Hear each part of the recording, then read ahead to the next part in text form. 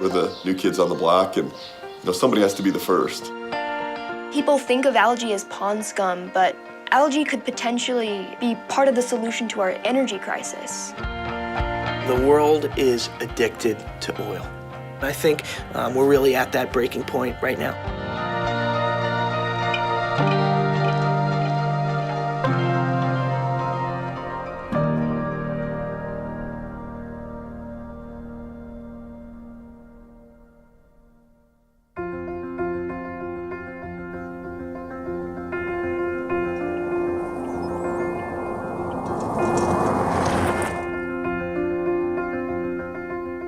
My grandpa came here in 1942, and I'm the fourth generation.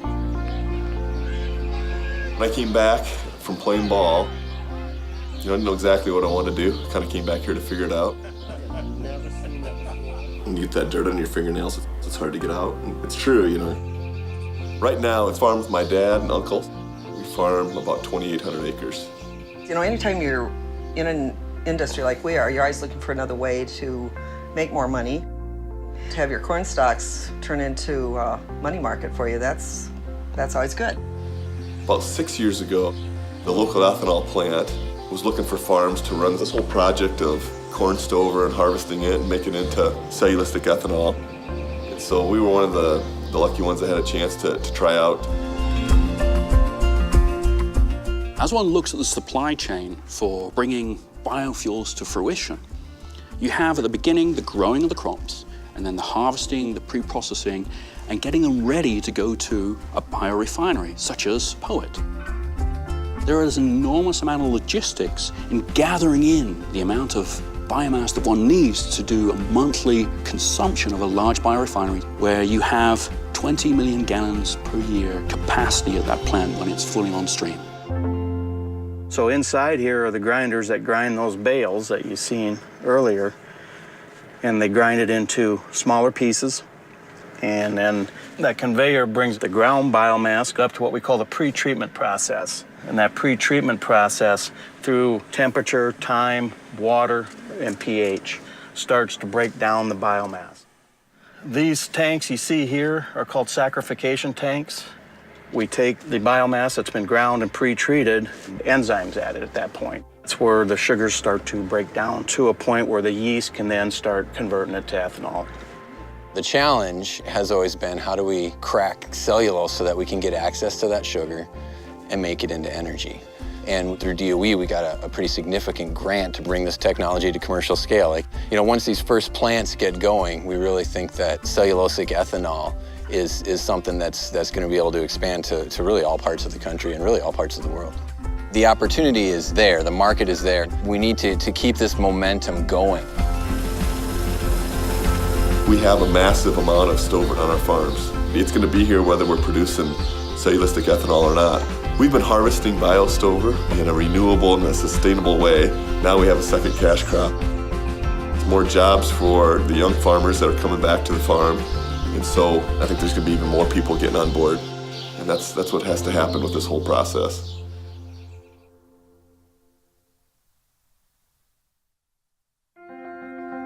I grew up in Colorado Springs. I've lived here my whole life. Most of my friends, they were into sports, which I wasn't very good at. But in high school, I was able to join the Science Olympiad team and the Science Bowl team, and I got really, really involved in my research. I was basically looking for an idea that had to do with chemistry or biology. And I also wanted an idea that addressed a major global issue. I actually heard about people who were making biodiesel that can go straight into a diesel engine, and they were doing that all in their garage. And that idea fascinated me. A big problem with biofuels is, where are we actually getting this oil from? That's why I started looking at algae as an alternative oil source. This is actually, we're under my bed right now, and this setup, this lab, was something that I made the summer after my sophomore year of high school with some supplies that I'd borrowed from a local school. And I would spend all night doing some experiments on algae with a flashlight and a book if my parents would let me, which sometimes they caught me. There's a lot of really interesting new research into how we can possibly increase algae's oil production and make it a more feasible source of these oils to be converted into fuel. And that's really where my interest was. I wanted to see if there was a way that I could impact the metabolism of the algae to try and make them overproduce oil. Wow, there she is! How you doing? Welcome back. Is it good to see you? She came to us as a STEM student. There was very little ramp up or spin up time for Sarah. She had done her reading. School of Mines, we're collaborating. Here I worked with some stress experiments. The idea being that if you can stress these cells out, they can actually start to produce more oil as this sort of response to this environmental stimulus. And so I was looking at that effect so that I could compare it with some of the research that I was doing in the lab setup I have at home. First place winner of the 2013 Intel Science Talent Search, Sarah Bowles. My senior year of high school, I won the top award at the Intel Science Talent Search for my work using artificial selection to improve the oil content of algae for applications in biofuels. She had a 200% increase in productivity for algae species by doing selection through the different species. It's very exciting to see new scientists and engineers who care passionately about the area of bioenergy. And I'm sure there are hundreds, thousands of other Sarah Bowles out there who are on the cusp of finding out how they can have a profound impact in the field of bioenergy now and in the future. I had one young man that told me when he got done with his research work here at the Academy, he said, wow, I am actually working with this stuff that one day I might be placing in my jet that I'll be flying. That really captured the whole idea and the essence of what we're trying to do to promote this intellectual curiosity. Get these young men and women interested very early on in science so that they have these opportunities to go on to college and learn the types of things that they need to advance this technology. I just finished my freshman year at MIT. I really love it there. I think it's a really great fit, and I'm doing some really cool research there. I really can't think of a better fate than never leaving school.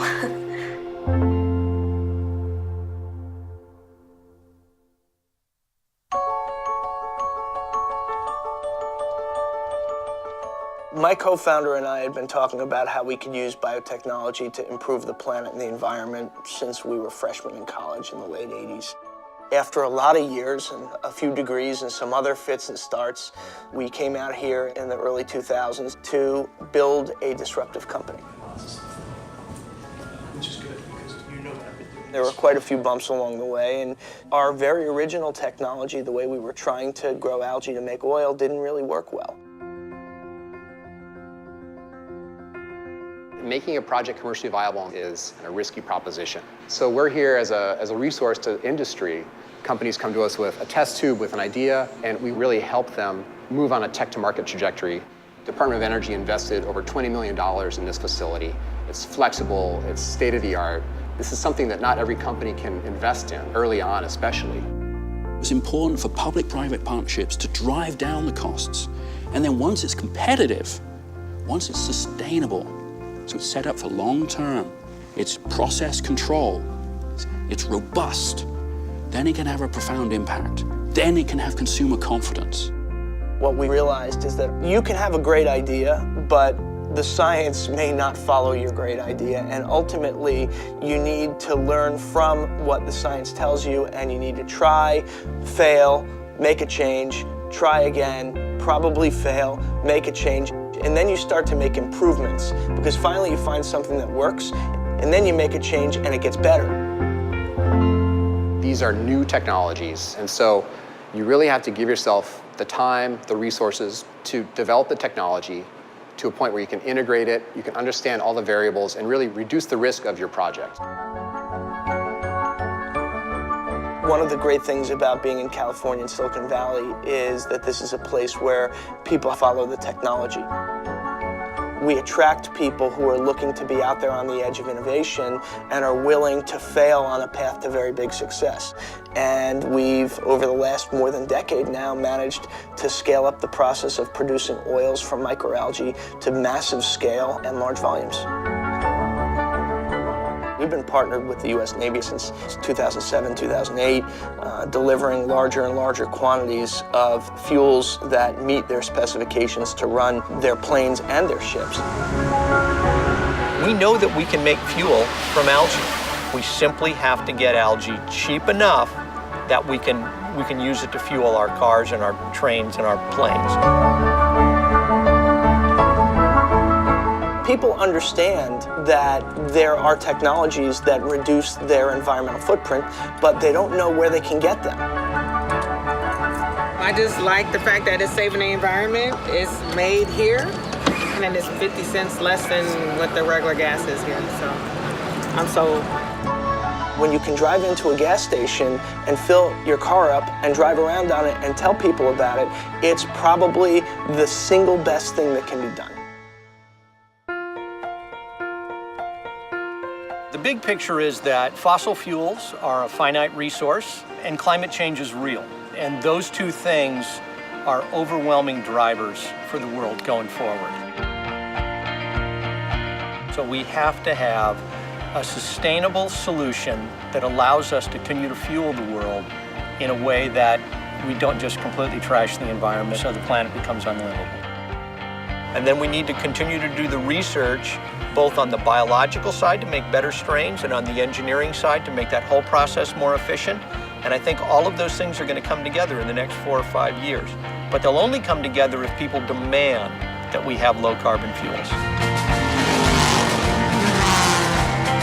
Around 2005, 2006, we realized that there was an opportunity here to introduce biofuels into the Tudor United Sports Car Championship to build a whole green racing platform. And all of the cars competing, Chevrolet, Corvette, Porsche, Ferrari, BMW, SRT, Dodge Viper, they're all competing with that cellulosic E85. When you think about the source of our biofuels, this is a domestic product. This is putting people to work in our communities. It is utilizing largely waste products that would otherwise be filling up our landfills. All of those examples are good for our economy, for our environment, for our communities, and really for the whole of the United States. And the small role that we're playing in that gives us a lot of pride. Underneath me here, we have a large amount of biomass. We push the wastewater through that. The biomass is cleaning the wastewater and giving off this beneficial byproduct called biogas that we push into these big balloons behind me here. So about 12 or 13 hours a day, we're producing about 500 kilowatts of energy. On an annual average, we're producing about 14% of New Belgium's electrical demand with this byproduct from the wastewater treatment process. Bioenergy is on the cusp of greatness. We're beginning to see the first plants come online, shake down, and produce significant volumes. We're seeing technologies come to fruition. We are making our plants small, we're making them cost-effective, and we're making them produce a fuel that can be used in any car in this country. Our investors include large oil companies like ConocoPhillips and BP, General Electric, Google. They've seen the promise of this technology, taking a waste biomass, turning it into a conventional fuel that can be used in conventional vehicles, and at a scale that doesn't require the infrastructure. So that's jobs for manufacturers who are harvesting up that biomass. That's jobs for scientists and engineers. And it's homegrown jobs, and it's new jobs, and it's maintaining the US's competitive advantage, driving ultimately to billions of gallons of biofuel.